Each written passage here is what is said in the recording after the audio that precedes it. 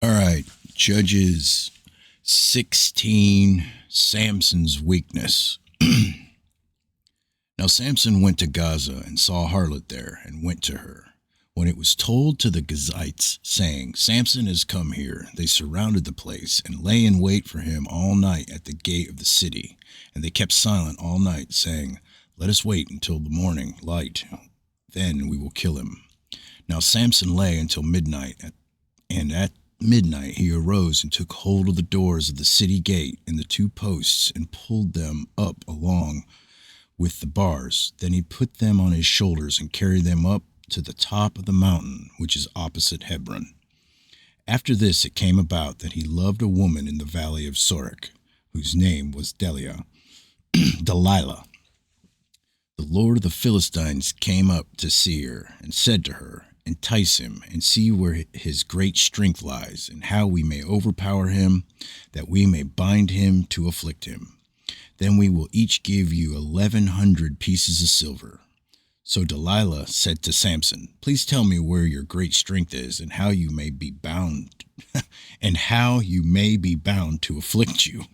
Samson said to her, If they bind me with 7 fresh cords that have not been dried, then I will become weak and be like any other man. Then the lords of the Philistines brought up to her 7 fresh cords that have not been dried, and she bound him with them. Now she had men lying in wait in an inner room, and she said to him, The Philistines are upon you, Samson. But he snapped the cords as a string of tow snaps when it touches fire, so his strength was not discovered. Then Delilah said to Samson, Behold, you have deceived me and told me lies. Now please tell me how you may be bound. He said to her, If they bind me tightly with new ropes, which have not been used, then I become weak and be like any other man. So Delilah took new ropes and bound him with them, and said to him, The Philistines are upon you, Samson. For the men were lying in wait in the inner room. But he snapped the ropes from his arms like a thread. Then Delilah said to Samson, Up to now you have deceived me and told me lies. Tell me how you may be bound.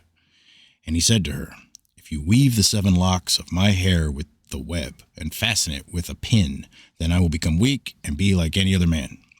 So while he slept, Delilah took the 7 locks of his hair and wove them into a web. And she fastened it with the pin and said to him, The Philistines are upon you, Samson.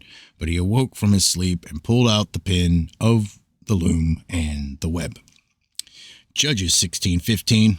Delilah extracts his secret. Then she said to him, How can you say I love you when your heart is not with me? You have deceived me these 3 times and have not told me where your great strength is. It came about when she pressed him daily with her words and urged him, that his soul was annoyed to death. So he told her all that was in his heart and said to her, A razor has never come on my head, for I have been a Nazarite to God from my mother's womb. If I am shaved, then my strength will leave me, and I will become weak and be like any other man. When Delilah saw that he had told her all that was in his heart, she sent and called the Lord of the Philistines, saying, Come up at once, for he has told me all that is in his heart. Then the lords of the Philistines came up to her and brought the money in their hands. She made him sleep on her knees and called for a man and had him shave off the 7 locks of his hair. Then she began to afflict him, and his strength left him. She said, The Philistines are upon you, Samson. And he woke from his sleep and said, I will go out as at other times and shake myself free. But he did not know that the Lord had departed from him. Then the Philistines seized him and gouged out his eyes, and they brought him down to Gaza and bound him with bronze chains, and he was a grinder in the prison. However, the hair of his head began to grow again after it was shaved off. Now the lords of the Philistines assembled to offer a great sacrifice to Dagon their god, and to rejoice, for they said, Our God has given Samson our enemy into our hands. When the people saw him, they praised their God, for they said, Our God has given our enemy into your hands, even the destroyer of our country, who has slain many of us, It so happened when they were high spirits that they said, "Call for Samson that he may amuse us." So they called for Samson from the prison, and he entered them, and they made him stand between the pillars. Then Samson said to the boy who was holding his hand, "Let me feel the pillars on which the house rests, that I may lean against them." Now the house was full of men and women, and all the lords of the Philistines were there. About 30,000 men and women were on the roof looking on while Samson was amusing them. Judges 16:28. Samson is avenged. Then Samson called to the Lord and said, "O Lord God, please remember me and please strengthen me just this time, O God, that I may at once be avenged of the Philistines for my 2 eyes." Samson grasped the 2 middle pillars on which the house rested and braced himself against them, the one with his right hand and the other with his left. Samson said, "Let me die with the Philistines." And he bent with all his might so that the house fell on the lords and all the people who were in it. So the dead whom he killed at his death were more than those whom he killed in his life.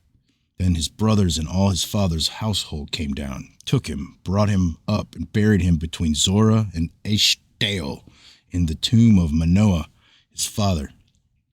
Thus he had judged Israel 20 years. That's the end of that, but there's a little side thing here. It's for John Adams, 2nd President of the United States, 1797-1801. Stated, "Democracy will soon degenerate into an anarchy. Such an anarchy that every man will do what is right in his own eyes, and no man's life or property or reputation or liberty will be secure. And every one of these will soon mold itself into a system of subordination of all the moral virtues and intellectual abilities, all the powers of wealth, beauty, wit, and science, to the wanton pleasures, the capricious will, and the execrable cruelty of one or a very few."